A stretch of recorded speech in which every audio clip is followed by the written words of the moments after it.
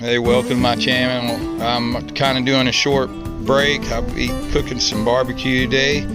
I'll be back making some full videos real soon. Where you see the temperature, you want to keep it 180 to 200 if you got 6 or 8 hours, but if you only got, of course, you want to be careful and watch it. If you only got 3 or 4 hours, you get 250 to 300. But smoking is usually around a couple hundred degrees, but you can go up to 250 and reduce the time a little bit depending on the grill. All right, we'll see you guys later. Trying to barbecue some smoked barbecue, hickory barbecue. Drink me a burr.